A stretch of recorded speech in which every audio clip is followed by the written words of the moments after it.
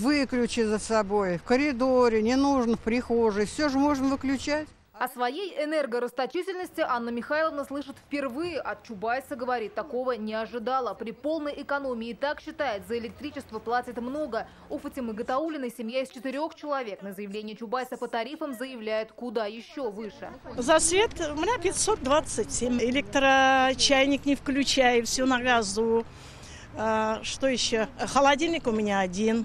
В общем, экономлю. На Гайдаровском форуме Анатолий Чубайс заявил, если бы электричество стало дороже, люди бы стали экономить. Низкая цена на электроэнергию равна энергорасточительности. Следует ли из этого, что нам необходимо повысить цену на электроэнергию? А вот у журналиста Владимира Соловьева другая статистика. На мировой карте россияне самые экономные. Россия потребляет электроэнергии на человека 6533. Китайский тайпы 10340. Чубайс, ну хоть что-то в своей жизни вы должны знать.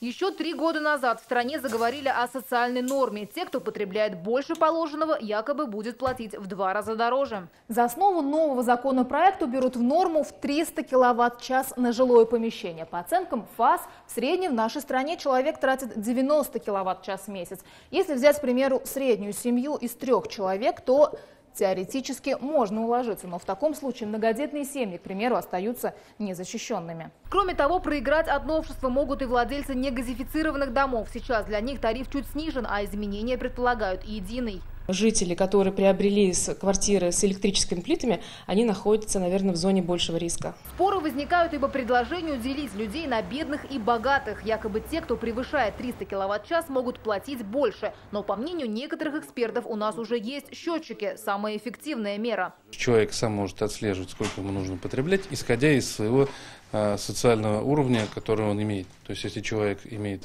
маленькую заработную плату, тогда он и потребляет меньше ресурсов. Сами казанцы во мнениях разделились. Для бедных надо другой тариф, конечно. А богатые пусть платят за бедных.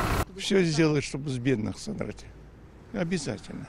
У них там телевизор огромный, по несколько холодильников.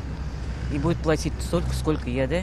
Не приведет ли это к новому всплеску? Ведь тарифы растут ежегодно. Пока же Анатолий Чубайс со своей инициативой и население со своими расчетами явно на разных берегах.